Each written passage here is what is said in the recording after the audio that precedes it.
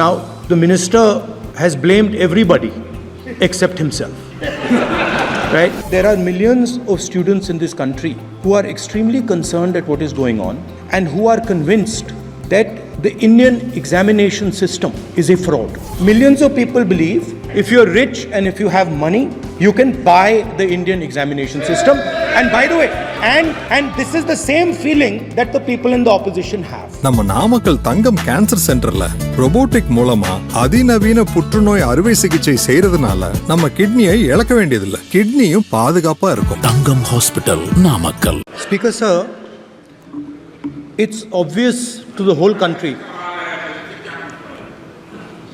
It's obvious to the whole country that there is a very serious problem in our examination system.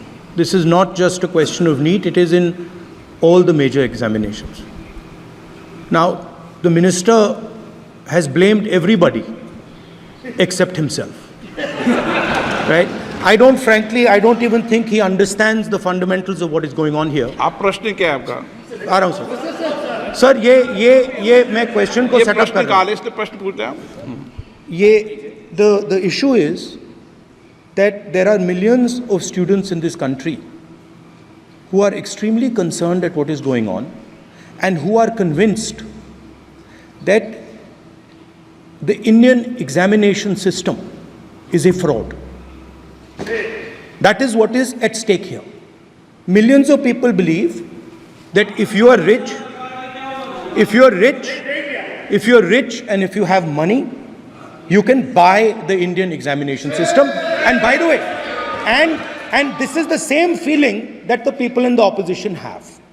And that is why we are asking some very simple questions to Honorable Minister. Number one, as this is a systemic issue, what exactly are you doing to fix this issue at a systemic level? Yes. That's the first question. Okay. Question में चल रहा है अभी. Please. अब मैं मंत्री जी मैं एक बार बोल दूं इस बात पे. चलो मंत्री जी आप शॉर्ट में जवाब दो, फिर मैं बोल ही देता हूं. आज आप शॉर्ट में जवाब देना. अध्यक्ष महोदय, मेरे जो शिक्षा है, मेरे जो संस्कार है, मेरे जो सामाजिक जीवन है, मेरे को मेरे राज्य की, मेरे सूबे की जनता की स्वीकृति मिली है. मैं किसी की, मेरे बौद्धिक और मेरे संस्कार की सर्टिफिकेट मेरे को सारी सदन में किसी से नहीं चाहिए. देश की प्रजातंत्र में चुन के मेरे नेता प्रधानमंत्री मोदी जी को प्रधानमंत्री की भूमिका दिया है. मैं उनकी निर्णय से यहाँ उत्तर दे रहा हूँ सदन को. बाकी ये कहना चिल्लाने से सच झूठ नहीं हो जाएगा साहब. ये जो कहा गया देश की अभी की एग्जामिनेशन सिस्टम रबिश है सर, इससे दुर्भाग्यजनक बयान देश की नेता प्रतिपक्ष का कुछ नहीं हो सकता है सर. मैं कठोर शब्द से इसको निंदा करता हूँ. बाकी रहा, मैं सर आपके सामने, आपके माध्यम से देश के सामने सर एक तथ्य रखता हूँ सर. जिन्होंने रिमोट से सरकारें चलाई है, 2010 में 3 बिल आया था सर शिक्षा सुधार के लिए. उन्हीं की पार्टी के नेता आदरणीय कपिल सिब्बल साहब 3 बिल लाए थे. उसमें से एक बिल था एजुकेशन, उसमें एक बिल था prohibition of unfair practice bill 2010, जिसकी उद्देश्य एजुकेशन इंस्टीट्यूशन में माल प्रैक्टिस को बंद करना. सर मेरे सरकार की हिम्मत है, अभी हमने पब्लिक एग्जामिनेशन की रेगुलरिटीज में बिल लाए, कानून बनाए. क्या मजबूरी था कांग्रेस पार्टी की, क्या मजबूरी था नेता प्रतिपक्ष की?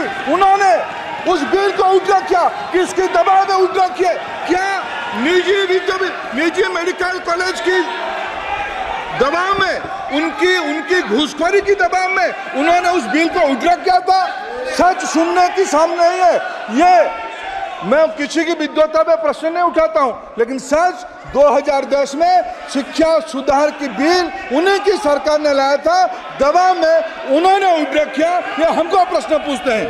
நம்ம நாமக்கல் தங்கம் கேன்சர் சென்டர்ல ரோபோட்டிக் மூலமா அதிநவீன புற்றுநோய் அறுவை சிகிச்சை செய்யறதுனால நம்ம கிட்னியை இழக்க வேண்டியதில்லை, கிட்னியும் பாதுகாப்பா இருக்கும். தங்கம் ஹாஸ்பிட்டல் நாமக்கல்.